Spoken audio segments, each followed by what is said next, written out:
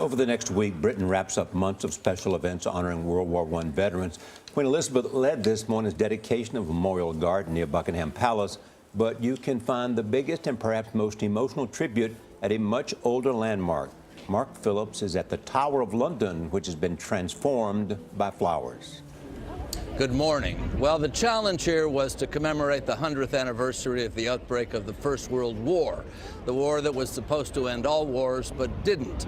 And the result has been a commemoration of death that has taken on a life of its own.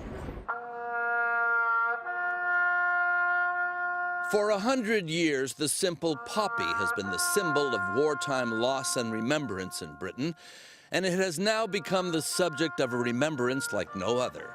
The idea on this special anniversary was to plant ceramic poppies in what was once the moat of the historic Tower of London. And not just a bunch of poppies or a bouquet of poppies, but a poppy for each British and Commonwealth soldier who died in the First World War. And the result has astonished and stunned the nation. A river of remembrance, a sea of sacrifice. It has drawn crowds in their hundreds of thousands. It just brings home the number of lives that were lost, some might say wasted.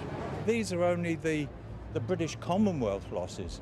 They're not the German losses, they're not the American losses. These poppies, each one represents a life. 888,246 lives. What began as a memorial has become a phenomenon. Authorities here have even had to warn people to stay away, but the warnings and even the weather haven't kept the crowds down. It's as if the memories of the dead of a war that began 100 years ago have been brought to life. Second Lieutenant The crowds gather into the evening when the names of the dead are read out. Private V.A. Bass, Royal Fusiliers.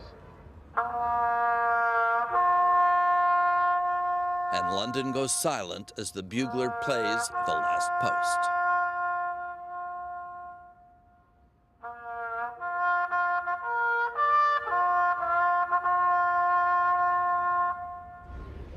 Armistice Day is next Tuesday here, the British Remembrance Day, the 11th hour of the 11th day of the 11th month.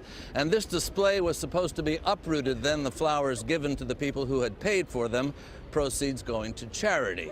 But now there are calls for the display to continue for a while so more people can see it and feel it. Nora? Mark, thank you. Wow, that's incredible to see that. 880,000 poppies. Then I see why they want to leave it up so people can get a chance. You won't see anything like that anywhere else in the world. Worth the trip. We could never get enough reminders of how many people sacrificed their life so that we could be free. Absolutely.